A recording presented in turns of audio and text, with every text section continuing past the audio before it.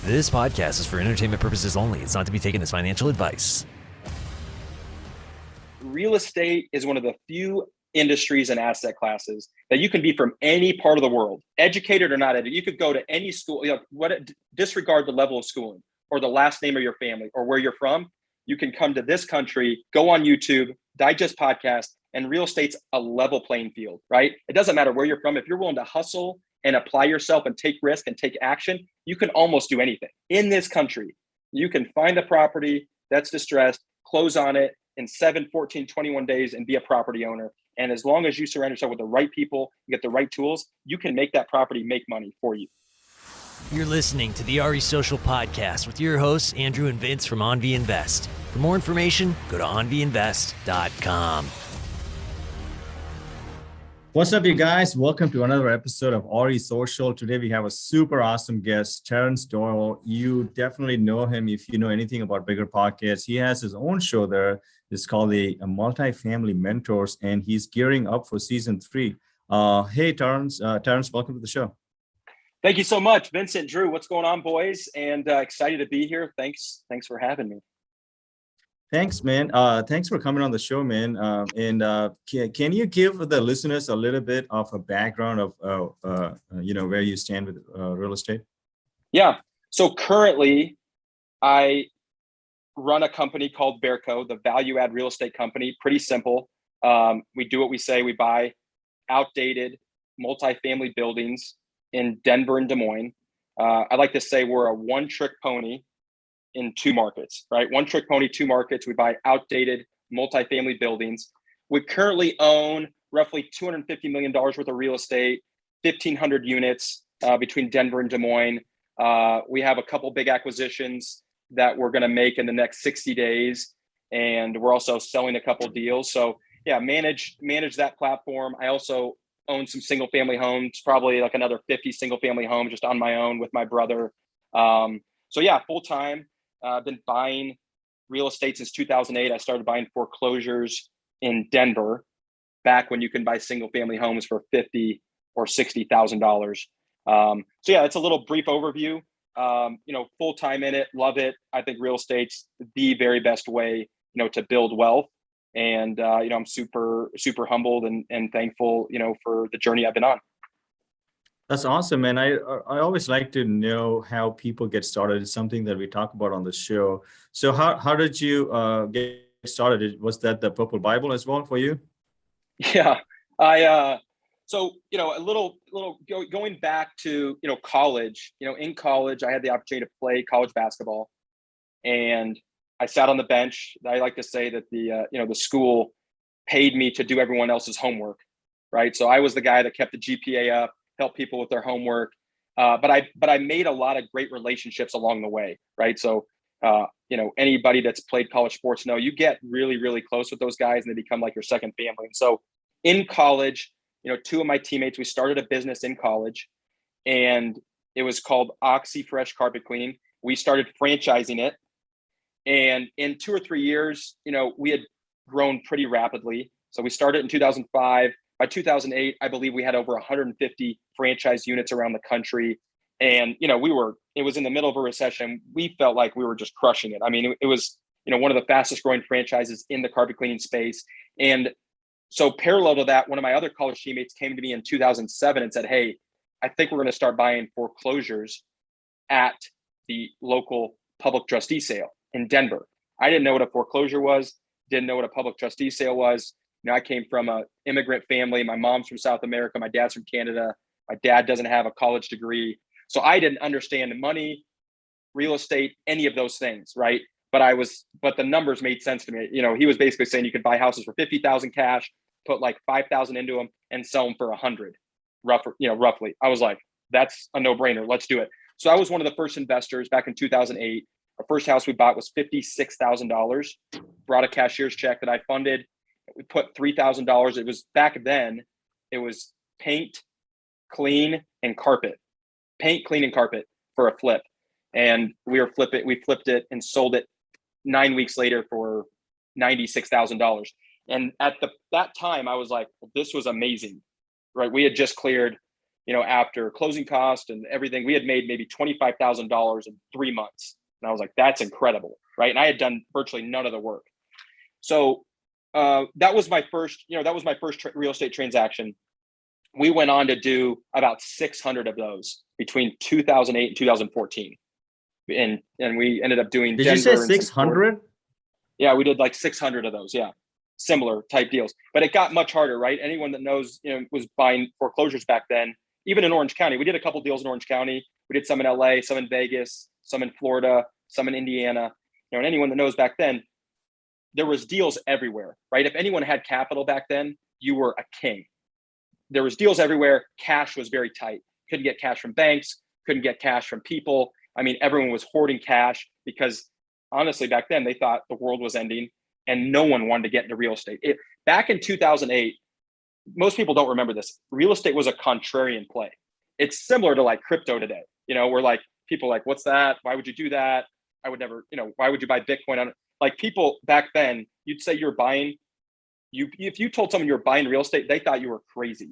Why would you buy real estate? It's just, it's lost 80% of its value. It's, people are getting foreclosed on. Why would you buy that? Right. So that was the environment. Most people don't understand that was the environment back then. And, most savvy investors, if you listen to Warren Buffett, Ray Dalio, any of these really sophisticated guys, Howard Marks from Oaktree, they like to talk about going against the grain, being a contrarian, make contrarian play, bets, risk adjusted contrarian bets, right? If you're going to bet like everyone else, you're going to get the same returns as everyone else. And so, if you're going to do real estate, regardless of what asset class, you have to be willing to take some risk and make contrarian plays. You have to go against the crowd, go against the herd. And so that's definitely what we were doing back then. And, and I, to some degree, I still think we're making contrarian plays, right? Because we're going and we're buying buildings that most people don't want. And, we're buying an asset class that's very difficult to manage, and we're renovating and dealing with crime and dealing with, mold and roaches and all these things that people don't understand. But I generally speaking, that was the play back then. And that's what we did. And then from there, we were on a hamster wheel, just a lot of work, a lot of transactions. And here's the thing about flipping. At the end of the day, all of the work may be equated to after taxes $1 million. 6 years worth of work, 600 flips. You got to pay commission and taxes and all these things, and you're left with $1 million, which sounds like a lot, but after that much work, you would have thought we had made $60 million, right? And so at that point, I basically was like, there's got to be a better way to make money and to make it more scalable, to make it more passive, so that every single month I was making money, right? The thing about that was, once I stopped doing deals, we were done making money. So that's where the light bulb went off, and I started to really study real estate and want to be a real estate investor and operator and understand money versus just a transaction. I think flipping is great. It's a transaction. It's like a meme stock, right? It's like buying low, selling high, awesome, but you're not really an investor, right? You're just a trader. And when I started to really understand multifamily, passive income, depreciation, all these things, cash out refis, 1031, how money works, when you start to buy larger assets, that's when, the light bulb went off. And that's really when I became a real estate investor. And that was more like 2013 that I fell in love with multifamily. And, so I don't know, that may be too much, a background, but that was really how I got started. That's the background. And that's how I got to where we are today. That's awesome, dude.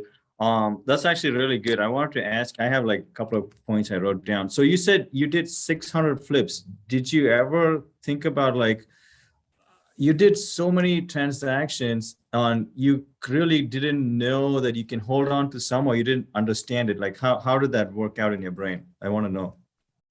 Yeah. I mean, coming from where I came from, if someone told you could buy something for 100,000, put 10 in and sell it for 150, you're like, done deal. When you come from, I came from very little. The home I was raised in, my parents bought for $35,000 in Des Moines, Iowa.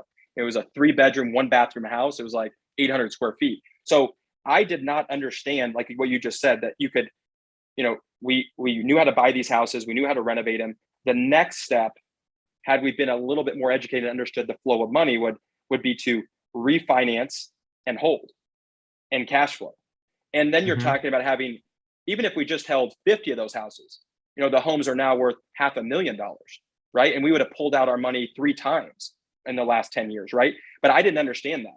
And we did not understand that that's how real estate works when you hold it long term. We didn't understand the values of long-term depreciation versus short-term. I didn't understand that when you make $40,000 and you have 3 partners, and after you pay taxes, that's really like net 5,000 to you. I didn't understand that, right? You don't understand that until you get the K1, you pay your taxes, and you're like, wait, every time we made 30,000, I really only ended up with 4,000. Yeah, I just didn't. That did not, it didn't register with me. We were just moving so fast. We were so young. And I did not understand that. I did not really understand that until we started to buy larger buildings. And then you understood that, hey, when I refinance, I get all my money back. I can go redeploy and I still have this asset that's paying me. And I actually have less, I have a bank note. Back then, you have to understand, we were using either private money. We were using all private or hard money. So I had never even dealt with a bank up until 2013, 14. Everything had just been, 1 or 2 investors, and they were lending us money back then at, 14, 15%. And we thought that was cheap. So I didn't understand that a bank would lend you money at 5 or 6%, and you would have equity, and, your payments would be lower, and, and that there's no taxes on a refi. So I just didn't understand it. And I think that's when, when I really started to understand, I got into bigger pockets, like you talked about, started listening to podcasts, reading books, listening to other people, getting, mentors, listening to people that owned thousands and thousands of units and how they built it. And they were talking about having hundreds of thousands a month in cash flow. And I was like, I know what it's like to make 20 or 30,000 on a flip, but what would it be like to have 20 or 30,000 showing up every single month in my bank account? And that's where I fell in love with the process and the journey of multifamily and monthly stable cash flow. And it just came from, those principles of, going really deep. I was watching a podcast the other day about this, one young kid. I think his name is Mr. Beast on Twitter, right? And he said for 3 years, all him and his friends did was get on, they would get on a group chat, and they would just spend 12 to 14 hours a day studying YouTube videos, thumbnails, time of the video, what made the font, what made videos really go viral on YouTube. And then you fast forward 3 years, he has millions of followers and makes, 6 figures a month passive from his YouTube videos, right? But it took him 3 years and just being obsessed with that one thing. So it's kind of the same thing for me. 2013, I had a desire to have a family, right? My now wife, I was dating. I wanted to have kids. So then I started to think about, well, if I want to have a family and I want to do all these things, I need cash flow. I need cash flow because I want to have time. I want to trade time for money. So I started reverse engineer. Okay, what does cash flow look like? How do you get cash flow? Okay, you buy buildings. You buy them at the right price. You stabilize the right way. You get the rents up, and then you can refinance. And then that building is like its own little business. And then you do that, 10 times a year. And then you look back 10 years, and then you have thousands of units. And now you have, I have a portfolio with my brother, pays us 50, 60,000 a month after all expenses, right? But I started that journey in 2013. So it takes time, right? And so I just became obsessed with the process of how do you create a business that pays you every single month, right? Instead of having to stay on that treadmill. And honestly, I think most Americans want that. They just don't know how to do it. And I think they don't have the patience or, that muscle of delayed gratification to go on that journey, right? I started this in 2013, just absorbing all this content, podcasts, books, mentorship, asking people to go to coffee, asking them a bunch of questions, just like we're doing. Hey, how did you do this? How did you build a portfolio that paid you hundreds of thousands a month? How does that happen? And, because it's not by accident, right? All these people you see out there that are crushing it, making all this money monthly, have these big portfolios. It didn't happen by accident. It's happened by the way that, what you're doing, right? You study something, you get obsessed with it. You want to go deep. You want to interview people, want to get their, want to pick their brain. And honestly, that was the journey I started back in 2013. And, it feels like I'm still just getting started, right? But that's, to me, that's how that happens. And that was kind of the light bulb moment for me back in 2013. Damn, dude, that's really crazy that I'm talking to Tal Yarber. You probably know him, right? From Fixated. Yeah. He's coming on the podcast too in a couple of weeks. But he's kind of very similar story like you. He did so many flips and he didn't figure it out till a long time, right? And he's just like, it's just crazy how that works. So you just like went and nerded out on like bigger pockets and did all the stuff, and that's how you figured it out. Like, Yeah, so I think a couple of things. So, Bigger Pockets was part of it, listening to a bunch of different podcasts, right? I mean, there's so many really great resources out there. I was listening to Rod Cleef. There was a bunch of different guys, and some of the guys I was listening to back then aren't really relevant now. But I was just trying to digest so many things on like, how do you build cash flow? How do you build cash flow? I was reading every book that Sam Zell put out, every single book. Like I was trying to really understand, how do these guys get to having these big portfolios? Back then having 1,000 units seemed insurmountable. 1,000 units. I was buying fourplexes and eightplexes. I was like, how does someone get to 1,000, right? And so it's just building blocks. So I think, to answer your question, I was nerding out on podcasts. I was nerding out on YouTube. I was nerding out on books. And, my personality, I love to meet with people in person. So I was finding every successful person I could, either a realtor, property manager, people in construction, or people that were landlords, and just taking them to coffee and trying to pick their brain, asking relevant questions, showing, following up, showing that I was a hustler, I think people, one of the things, and I'm sure you're realizing this, Vincent, with your podcast, is people enjoy helping other people, especially in real estate. I think real estate's one of those industries that, the secrets are all out there. Like everything that I do is out there. I've talked about it, Instagram, LinkedIn, we have podcasts. I think we have a portfolio of 20 or 30 podcasts just on Bigger Pockets that we talk about basically every single thing, from underwriting, construction, property management, depreciation, dealing with, having conversations with brokers, raising capital. I mean, everything needed is out there. It's just who's willing to go and spend the time in the dirt to pull out the secrets, right? And so that's what I love about real estate, is most people are pretty open to sharing their story and helping other people, because that's how they learn. That's how I learned. So I love passing it on and sharing that story and being able to hopefully inspire, motivate, and educate, other people to go doing the same. But I just think if someone's motivated, this is the beautiful thing. And I feel like, your family's probably, am I right in saying that your family's not from the United States? Is that correct? No, Where are you we're from India. India, right? Yeah. Like my family's not from here, right? And I think that your story, my story, real estate is one of the few industries and asset classes that you can be from any part of the world, educated or not educated. You could go to any school, disregard the level of schooling or the last name of your family or where you're from. You can come to this country, go on YouTube, digest podcasts, and real estate's a level playing field, right? It doesn't matter where you're from. If you're willing to hustle and apply yourself and take risk and take action, you can almost do anything. Right? With enough time and patience and hustle. And that's why I love real estate is, we come from nothing, zero, right? I mean, I spent so much, probably similar to India, like in Bogota, Colombia, there's so much poverty, and it's not the land of opportunity, right? You can't find a property in Bogota and close on it in 7 days.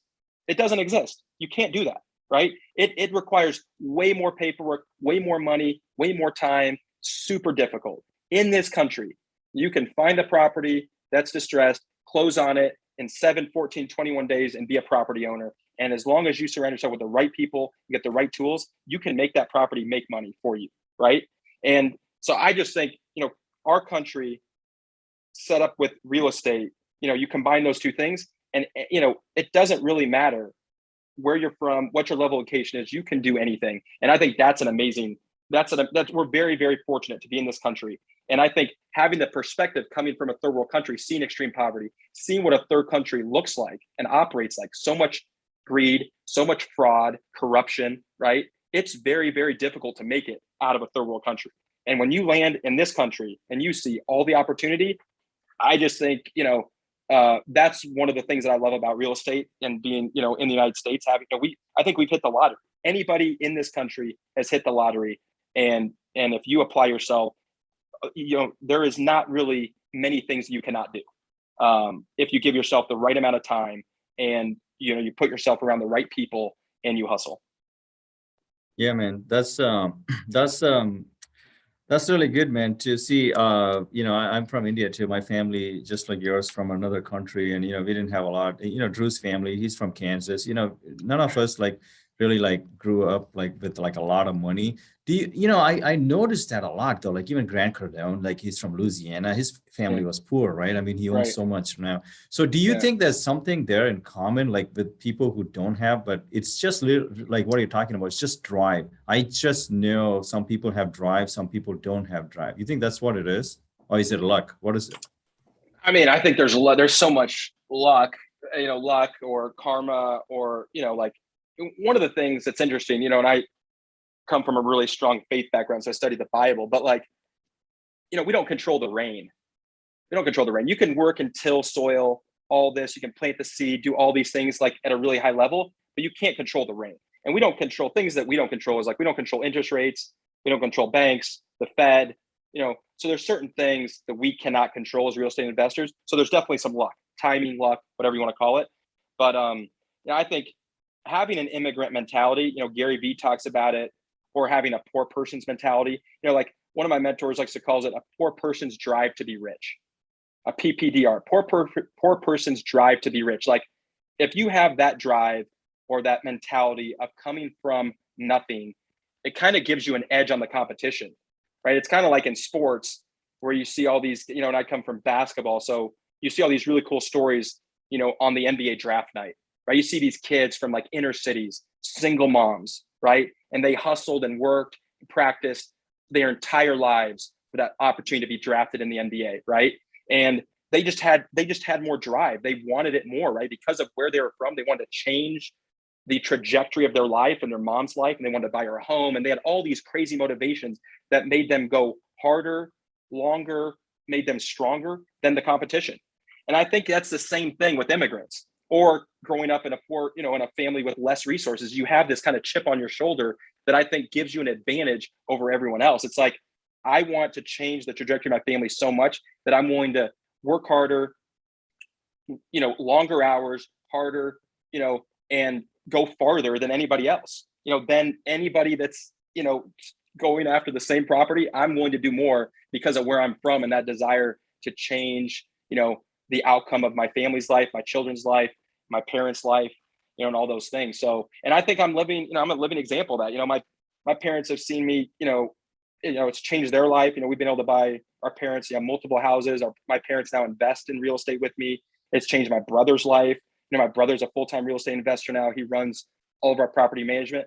He was in 2017, he was a college basketball coach. His net worth was maybe 20 or 30,000. Now his net worth is $2 or $3 million, right? 6 years later, he's a partner. He's invested in all of our properties. He's, owns his own portfolio. So it's that desire and that drive that, applied over time, right, with the right amount of patience, I think can change, people's lives. But I do think being from, coming from a family with less resources or coming from a third world or, I think emerging country, I think does give, you an advantage over everyone else for sure. So are you first generation from what country? My mom is from Bogota, Colombia, right? She was the first member of her family to come here. And then I went to school there, from like, I was homeschooled, but I would go half the school year down there. And then my dad's from just outside Toronto, Canada, came here in college, dropped out, worked for the same company, didn't get a college degree. So, I would say two people not from this country got married, and I'm the first, I was their first child.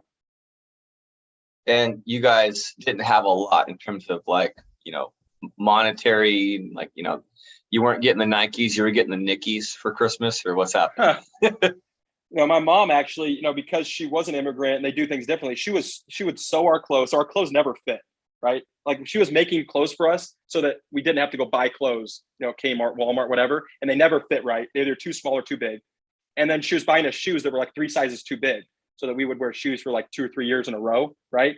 So I was showing, it was, that was our, but, they gave us a lot of love. And my mom had this insane drive for us for education.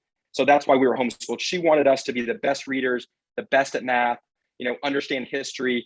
And so, and the Bible. But so we spent so much time like studying growing up, it's actually a miracle that I was able to play college sports because I didn't even start playing sports like organized until I was in 5th or 6th grade. Most kids had already been playing on the same teams, for 4 or 5 years. So education was a really big part of my childhood. And that's why we, went to school in Colombia. She really wanted us to be bilingual. So I used to have like a stuttering problem growing up because I was learning 2 languages at the same time when I was a toddler, right? But she was just so driven for us to be bilingual, to be excellent at reading, excellent at math. And that was my childhood. That that was how we were raised, and those were kind of the values that we were instilled in us at an early age. Yeah, I have kind of a similar background. I mean, I'm from Kansas, so it wasn't as dramatic of maybe a culture move. But yeah, for some reason, I was the oldest of three myself, and it was always drilled in my head: school, study, read. Yeah. Basically, education was very, very emphasized, to the point where I remember crying in the second or third grade because I got a C or a D on a math test. Like, it was that important to me, That's right. At the time, That's right. totally mortifying and embarrassing, but looking back, I was like, all right, that's just how hard it was instilled in me, to, the emphasis on education. And then for me, I'm a reader, and even after college and all that, I'm still reading 2-3 books at a time. And that's what changed Vince and I's trajectory, which was, we read Rich Dad Poor Dad, obviously, and we had a conversation, and then we read a whole bunch more. And so that was the big game change, the aha moment, and what helped us to apply it and get into it, still make the mistakes like boneheads, in the first couple of deals, and then figure it out. So kind of bring it back to you. What books were some of your boom, with the exception of maybe Rich Dad Poor Dad, what did something really help to, did you grow up in real estate, or how did that even get into your radar? No, I definitely didn't grow up with real estate. It was my college teammate. My first deal was with my first 100 deals were with my college teammate, and we were doing flips. And then in 2013, I branched off, wanted to do something that created more passive cash flow. And I brought on another buddy from college to partner with me. And he ran all the back office, like accounting, legal, all the underwriting. He was the bean counter, I like to say.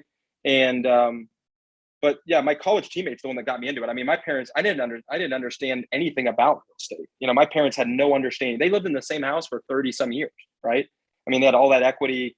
They just didn't, it was never taught to them. So they didn't understand it. They didn't understand money either. Credit card, line of credit, anything like that. Cash flow, owning a business, none of that, was something that they understood or had lived, right? So they weren't able to pass that on. But I mean, I also think being from the Midwest is great, right? Because there's such great, values instilled. Most people from the Midwest, really blue collar, really hardworking, very honest. So I think that's been, a big part of my story as well. Drew, what part of Kansas are you from? I'm from a tiny town that if I told you wouldn't even know, but it's called Madison. Okay. What's the closest big city or bigger? 20 minutes south of Emporia, which is essentially in between Topeka and Wichita. It's kind of halfway between those cities. Yeah, I've been to Wichita a bunch of times. Wichita State basketball was a big deal back in the day. So I've been to their gym a bunch of times. Yeah, so I've spent a lot of time in Wichita. Spent a lot of time in Kansas City. I mean, being from Des Moines, we'd spend a lot. We'd go to Worlds of Fun, Oceans of Fun a lot. Yeah, I remember that. Yeah, Worlds of Fun. Wow, it's been a while. Yeah. Hey, Terrance, it was our Disneyland. Yeah. Fun fact: I went to Wichita State. Yeah. No way. Did you really? So how did you guys meet? Give me your background. How did you guys get connected and start working together? We didn't meet. Not in Kansas. Yeah. We met in LA. We went to this event. It's more like social networking event, nothing to do with real estate. And we just became very good friends for a long period of time. And then we bought our first triplex. We had $20,000 each. That's everything we had. Total net worth, $20,000 in a non-paid off car. That was my thing. And I gave $20,000 to this cause, and we bought this triplex for $250,000. And we almost lost our shirt, face, eyes, ears, everything. But we recently sold it for a $200,000 profit. So wow, your first deal. And when did you guys buy your first deal? 2018 July. Wow, so very recent. Yeah, that's amazing. Congrats. Yeah. And you sold it in 2022, so 4 years later, and cleared $200,000. Yeah, I would say maybe net would be we bought it for 256, we sold it for 459. But I would say we probably put in 100K in there, but definitely 100K profit for the best lesson we've ever learned. Yeah, that's the great thing about real estate, right? Is you can learn it. And I've made a ton of mistakes. I've made almost every mistake that I've heard of. We've made it twice, right? We've made it again, and then we learned, and then you still can make money, right? So you get paid to learn. That's one of my favorite things about real estate is you can learn lessons along the way and still make money. I just like that in real estate. Sorry, Drew, cut you off, but it's just like even reaching out to you, you totally didn't have to take this call and come on the show, but you want to, and you want to help like the kids who are like coming up and stuff, right? Which I find fascinating. I'm even talking to Grant Cardone's assistant, which is hilarious to me. Like, why would they even Right. speak to me? So it's just Right. crazy. Why do you think that is? I mean, I think that's what we talked about. I just think it's part of the culture of real estate is the understanding that, someone helped me, listening to, I probably listened to 300 podcasts from Bigger Pockets, right? Or 250, like a lot, right? Just, anytime I was on a plane, anytime I was in a car, I was listening to a podcast. And all of those stories inspired me, motivated me, and educated me. And I think it's just, part of, the culture of real estate, which is you want to pass it on. You want to help other people. You want to, be able to do what was done to you and give it back to someone else, and I just think mentorship and education and passing that on is such a big thing, in real estate, in life in general, but also real estate, because a lot of these things you only get to know by doing it. And so then when you do it, you want to share it with other people and help them, pick up the baton and take it farther. So, and just the teamwork of real estate, right? Is, you can do, you on your own, Vince can do a couple things, Drew on his own can do a couple things, but together you can do a lot, right? And I just think that's real estate, right? Is you share your story, it triggers something in someone, then they go tell someone else, all of a sudden they can do something bigger together. And that's been the story of, my life. Now we have 60 plus employees at Bearco, and, I do a lot on my own. Yeah, I've done a lot, but man, with 60 other motivated people that are all aligned, we can do amazing things. And, so I think that's, that's part of it, is just the ability to partner and do things with other people and pass on that knowledge, because that's how most people learned as well. Yeah, man, that's really cool. I wanted to go back to your story and kind of find the timeline, right? So you did 600 flips, and then you figured out, okay, this is not really going to make me wealthy. And then you started buying single family homes with your brother from the money you made. Is that accurate? I started buying fourplexes, right? So in 2013, I started to buy like duplexes and fourplexes. The first thing we did, I think it was late 2013, 2014, was we bought like a pack of fourplexes and duplexes from someone at church. They were older, they had a trust, and they're like, we like you guys, we'll just sell you the whole thing. We had no idea what we were doing, no idea. But I was like, look, I think this is how we need to, this is the next step. So we bought them, they were in horrible condition, renovated each one the exact same. So same paint, flooring, cabinets, tile, backsplash, everything. And I knew a couple things, right? I knew construction because I spoke fluent Spanish. So we could do things pretty cheap, pretty fast. And I just wanted it to be like an assembly line, make it all the same and repeatable. I wasn't trying to be like HGTV, like an artist, right? We knew that we were not that's not how we were going to win the game. It was going to be through speed, execution, and just scale. And, that was the first, that was my first experience in multifamily. And I was amazed at how quickly we were able to rent them. Like, I was like, man, what is it like to get someone to live it? And I was amazed at, like, by buying in neighborhoods that we knew, but buying like the cheapest, most underused building. And then, once we were done, we had a line of people that wanted to live there because it was, $500 to $600 cheaper than like the newer building down the street. But we had similar finishes, right? Everything was still new. It was just cheaper because we didn't have a pool, a gym, or covered parking. And so that was my first experience into it. We bought those, renovated them, rented them, and then we were able to sell those inside of a year. We had people calling us just like, hey, can we buy this duplex? And we were able to double our money inside of a year. And then we took that money and started buying in Des Moines. Back then, my brother was still a college basketball coach, so I bought him with my dad. My dad would manage the construction. He oversaw the property management. And we were buying like, call it 18 to 30 unit buildings in Des Moines, right? So we were taking that cash, rolling into Des Moines. Back in the day, we were buying properties in Des Moines for like 10 to 15,000 a door. So cheap, and the rents were 500. So I was like, this is insane value here of cash flow. Because again, my goal was cash flow. So we started to do that. So we were buying stuff in Denver.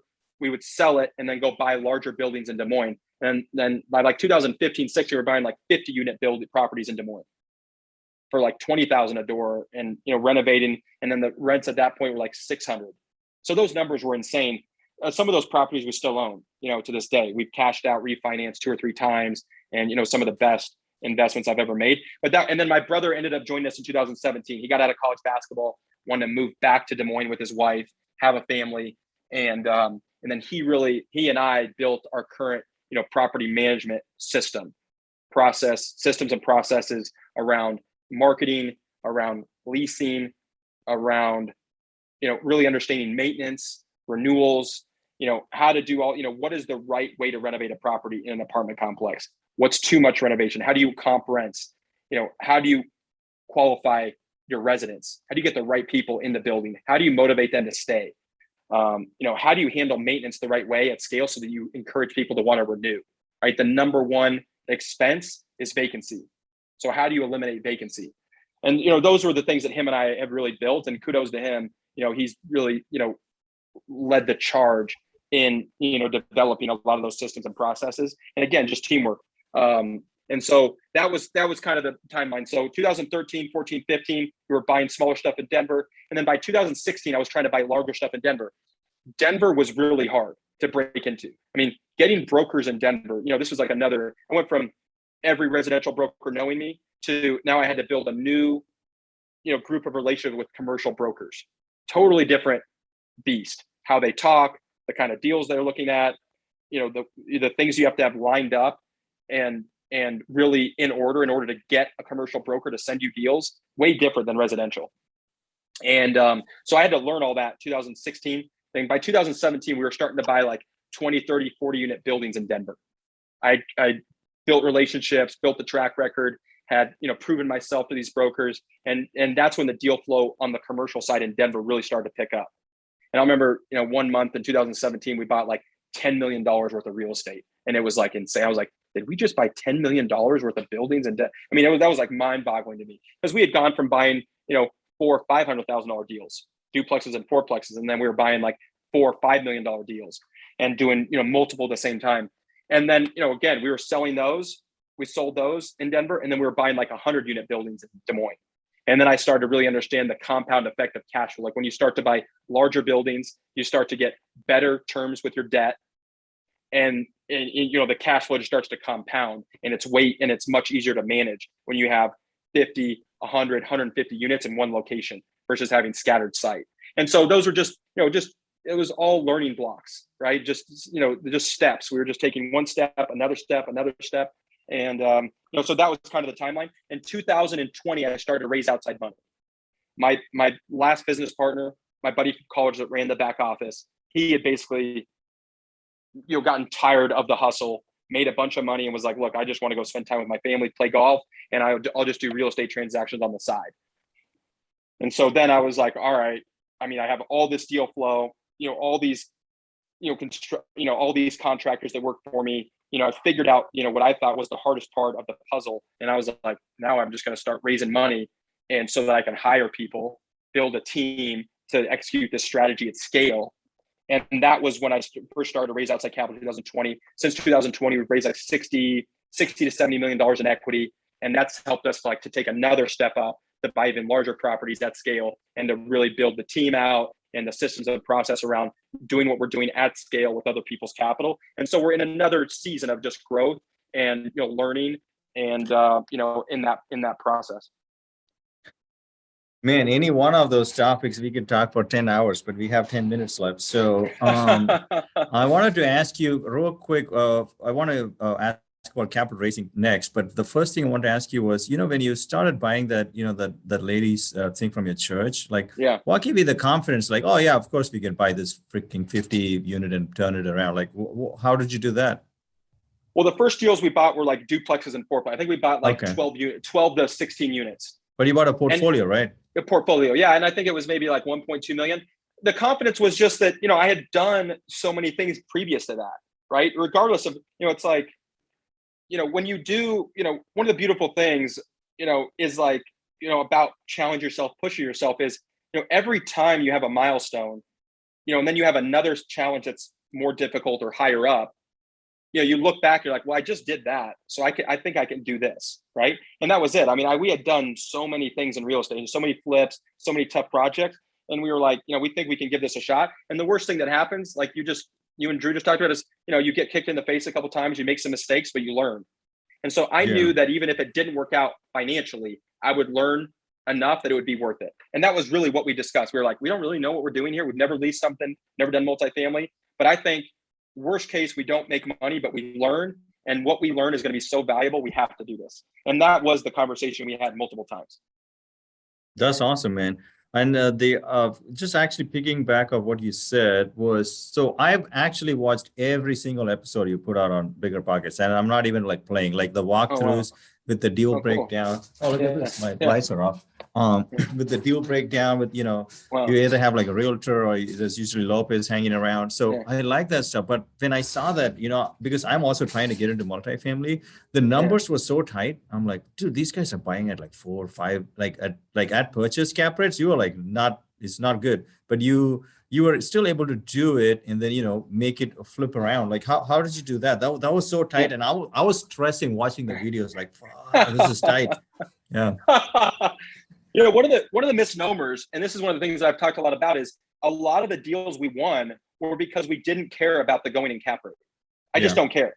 All I care about is pro forma yield.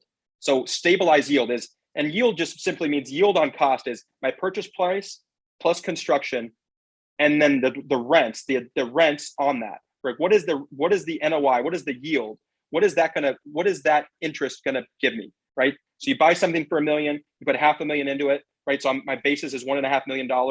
Let's say you have 6 units, right? And the whole thing's vacant. 6 units, entire thing vacant, you're in for 1.5. But my rents on those 6 units are $1,000 each, right? So now I have $6,000 a month times 12 is $72,000, 30% expense, right?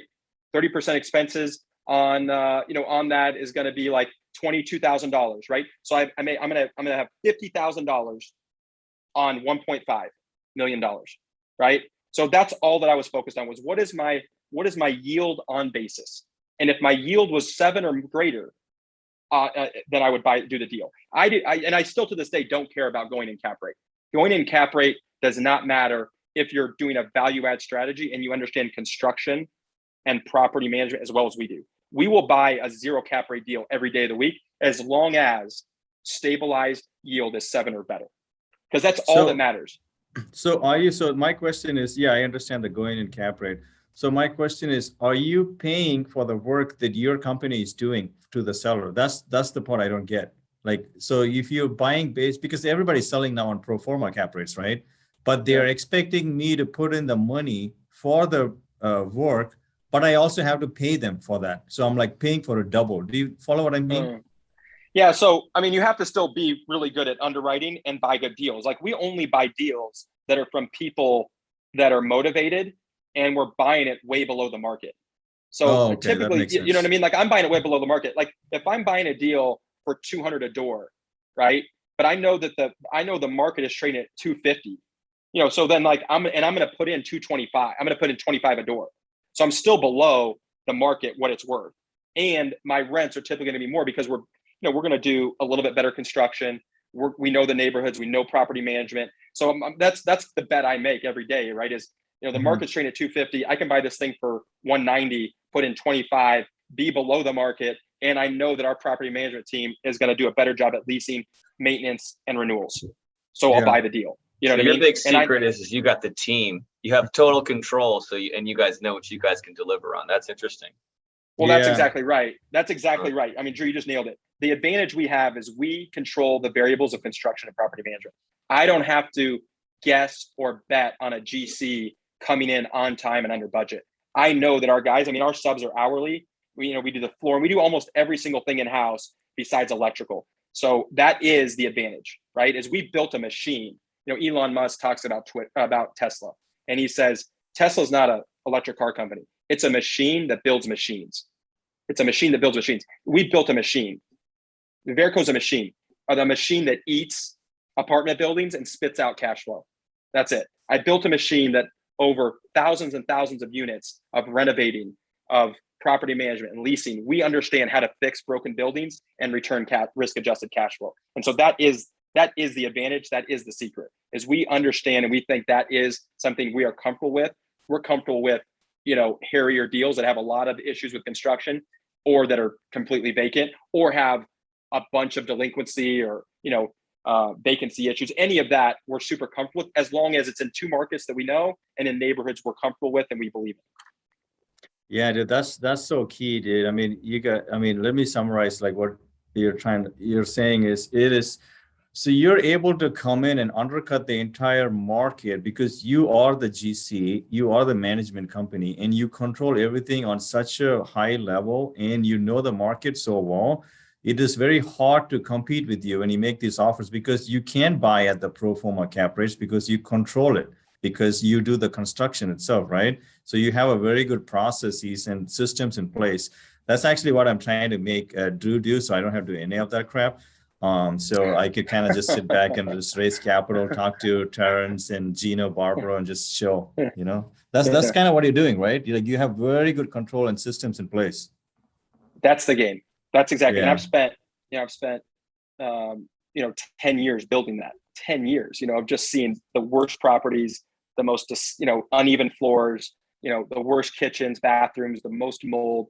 We've seen so many things that's what gives us the confidence to say we can do this, right? And we only buy in our box in locations that we feel really, comfortable with. I'm not gambling. You know what I mean? Like, I just feel like I make bets, but it's stuff that I've done over and over and over again, and I think I have a real advantage, right? And so, and that's the business we're in, and that's the game that we're playing.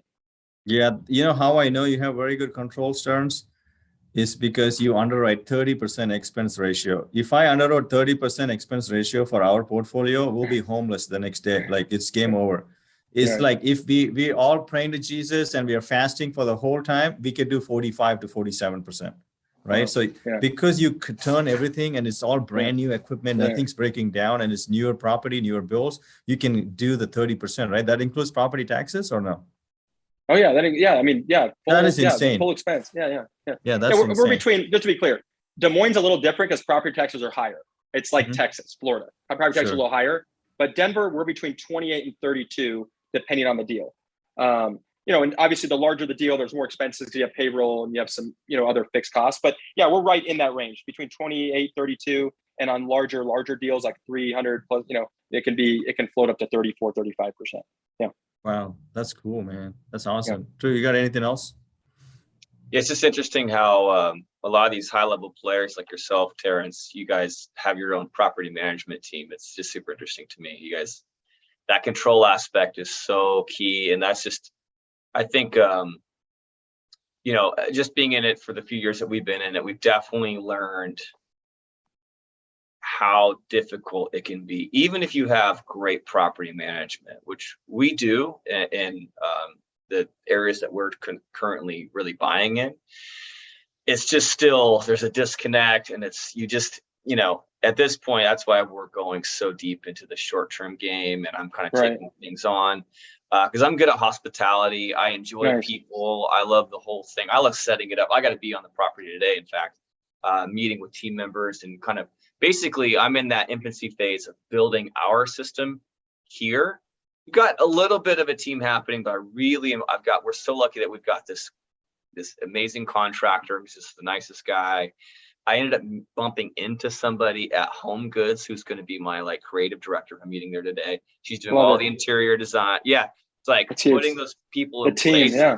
Building the team. The team is so and in 5 years, you'll look back through and be like, man, I got a full-time maintenance. I got, construction crew. I got a design crew. I got a staging crew. I got a clean crew. It just, that's the system. I've been in the same spot. I've been in the same spot where it's like, okay, I got one good piece of the puzzle. Yeah. I got another good piece. I got another good piece. And it's just, you take care of people, you do what you say you're going to do, and you consistently just build relationships, take care of people, always looking at, I'm in the people business. I care more about people than money. And I'm always trying to figure out a way, how can I add value? How can I solve a problem for this person, right? And that's it. And it seems like you guys are, the same thing. And you have a good team, right? You're really good. Seems like with the people and the property. Seems like Vince is really good with the money and probably the deals. And that's it. Yep. I mean, that's the story of my entire life, regardless of the business.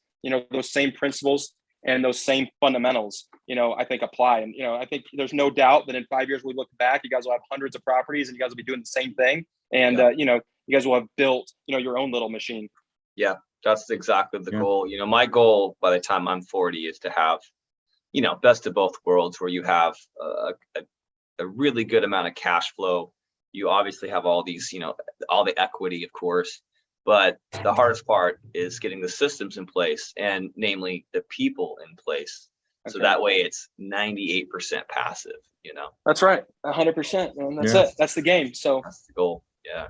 When So in I doubt, might be, I just added you on Instagram, so I might just be like DMing you every other week. Yeah. Hey, bro, how'd Yeah. you do this? Yeah.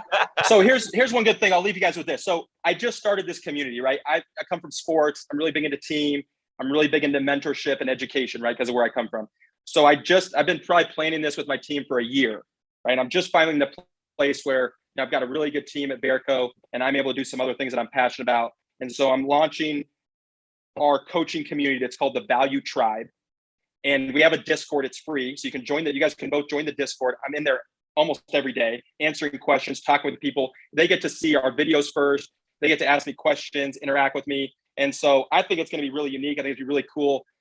It's something I'm very passionate about, right? It's people, helping people, building relationships, networking, passing on, kind of what I've learned. So that link will be in the link to our Discord will be in the show notes. And yeah, I mean, we have a website, we have a splash page, you can sign up. And I think it's going to be an awesome ride. I'm really looking forward to helping people, adding value, and I think collaborating, networking with people all around the world, that want to learn real estate, want to be able to pick each other's brain.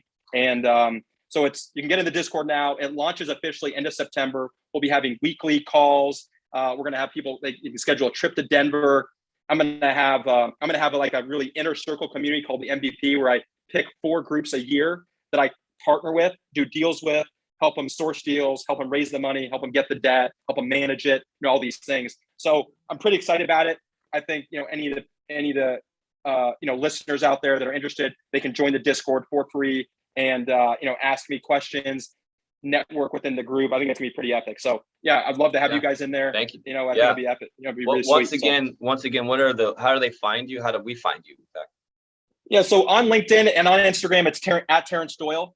And that should be in the show notes as well. And then that Discord link will be in the show notes. So love to connect, love to chat. I do an Instagram live every week where you can submit questions, and I'm interacting with people. So it's definitely something I'm passionate about. Awesome. Let's do it, when man. When is that live stream, Terrance? I think it's Tuesdays. I think we're doing it Tuesdays, but just, if you follow me on Instagram, you'll be seeing it. But I think it is Tuesday cool. Afternoons, Mountain Time. Yeah. I'll be checking it out for sure. Awesome, man. Thank you so much, Terrance. Absolutely. I love what you guys are doing. Keep it up. And I look forward to, staying in touch. Hopefully this is just the first of many interactions. Yeah. Thank you, sir. I will see you guys later. Yeah. Bye. Bye.